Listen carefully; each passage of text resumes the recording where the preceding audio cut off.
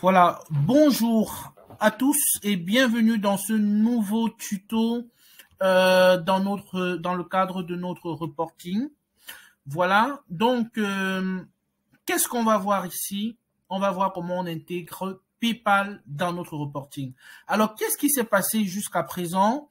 On a vu jusqu'à présent que il fallait faire une série d'opérations, dont notamment compléter la feuille des dépenses dans l'ordre, hein, d'abord la feuille des dépenses, ensuite la feuille des recettes, faire la vérification que tout marche bien avec la comptabilité et enfin beaucoup d'autres étapes. Et ici, on va parler de l'étape PayPal. Donc, dans le compte de certains clients, ben, ça peut arriver que vous ayez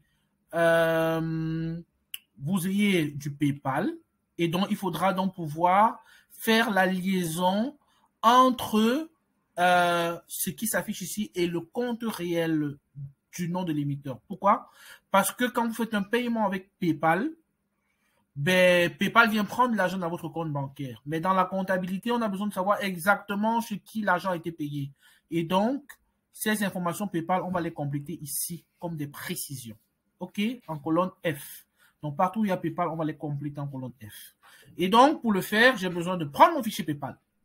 Je vais donc importer mon fichier PayPal dans un sous-dossier que j'ai créé. Alors, ici, on a déjà dans un sous-dossier que j'ai créé dans mon dossier, hein, que j'appelle PayPal. Et alors, je vais venir l'importer. Rapidement, il est déjà là, dans un fichier CSV. Et donc, je l'importe. Et quand je l'ouvre, une fois que je l'ai importé, je sais l'ouvrir. Et il est déjà dans le bon format. Oui. Et donc, ça, c'est une astuce également. Donc, dans une des vidéos, on vous a montré comment est-ce qu'on peut importer, transformer un CSV via Excel. Donc, je vais peut-être mettre le lien de la vidéo dans la description.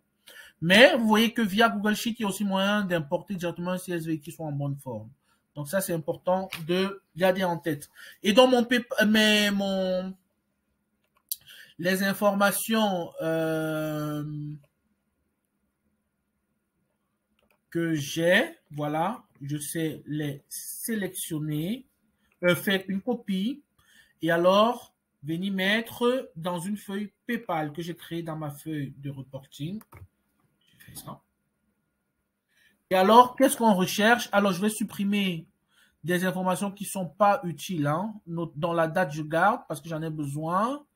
Par contre, par exemple, l'heure, le fuseau horaire, la description, la devise, je peux encore la garder. Elle peut être utile. Tout ça, je supprime pour avoir le maximum d'informations à mon écran, en fait. C'est pour ça que je supprime. Et alors, ici, numéro de transaction. Tout ça, je n'avais pas besoin puisque c'est dans mon fichier. Dans le cas de mon reporting ici, vous voyez que ceux dont on a vraiment besoin, c'est plus les noms. Hein. Donc, du coup, ici, je n'en ai pas besoin. Donc, tout ce qui m'empêche de voir directement les noms, je peux l'enlever. L'adresse email, c'est un peu limite, mais bon, voilà, on va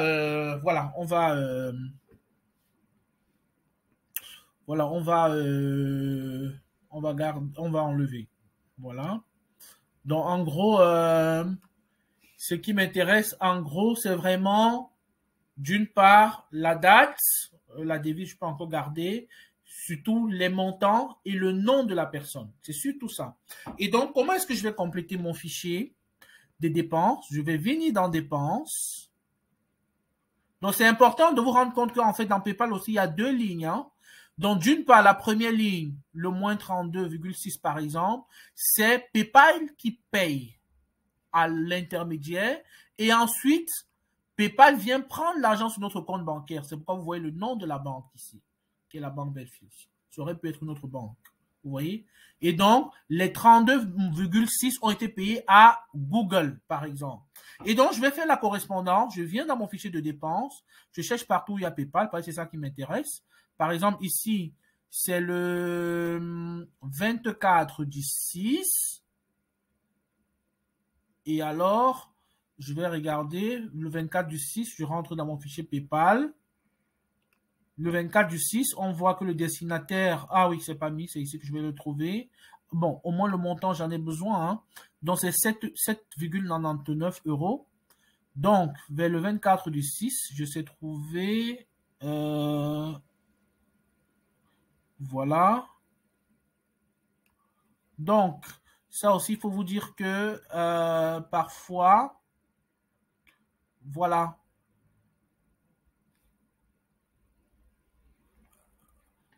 Parfois, il peut y avoir un léger décalage. En réalité, la transaction a été faite la veille chez PayPal, donc le 23 du 6. Et PayPal n'est venu prendre dans notre compte bancaire, dans le compte bancaire de la société, que le lendemain. OK? Donc, je vais mettre ces lignes en jaune. Donc, c'est une ligne et son correspondant. Hein. Donc, les deux lignes, c'est une seule opération. Donc, je mets les deux en jaune. Comme ça, je sais que je les ai déjà pris. Je vais mettre en jaune en couleur. Voilà. Et alors, je sais que la personne dont chez qui les 7 € ont été payés, c'est Ligne Web Service. Du coup, dans ma feuille, excusez-moi, dans ma feuille dépenses, ici où je vois PayPal, en termes de précision, je vais mettre que c'est égal à Ligne Web Service. C'est lui chez qui on a payé 7,99. Ça va? Alors, je peux continuer. Le suivant, le suivant, PayPal, il est ici, où c'est 6,56. Vous voyez? Et c'est fait le 14 du 6. Donc, autour du 14 du 6, il y a eu quelqu'un. Si on remonte, vous voyez, normalement, quand c'est bien fait, normalement, ça se suit facilement. Hein? Donc, c'est 6,56. C'est là, je mets de nouveau en jaune.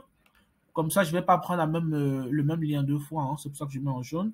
Et alors, quand je viens de ma feuille dépenses, je fais égal dans la partie précision, bien entendu. Et je vais dans mon PayPal et je prends... Voilà. OK. Ensuite, j'ai encore un PayPal. Cette fois-ci, c'est 12,99. Bon, on dit 99 en Belgique, 99. Voilà. Et alors, vous voyez, généralement, quand on a bien fait son travail, vous voyez, tout est ordonné dans le fichier de dépenses et ici. Donc, ça va vite, en fait, finalement. OK. Je sais sélectionner les deux. Et alors, je mets mon jaune pour ne pas l'oublier. Ou le vert, vous mettez ce qui vous semble. Et alors, je vais faire le lien et dire que c'est aller chez lui. Ligne Web Service. Voilà. Et donc, c'est ainsi que je complète les précisions dans ma feuille de paiement. OK? Je vais passer partout où il y a PayPal et compléter, compléter, compléter, compléter, compléter, compléter, compléter, compléter. Je veux bien m'amuser à continuer, mais je vais m'arrêter ici pour le tuto. Voilà. J'espère que on aura bien compris. S'il y a des questions, n'hésitez pas à les poser. Merci et à très bientôt.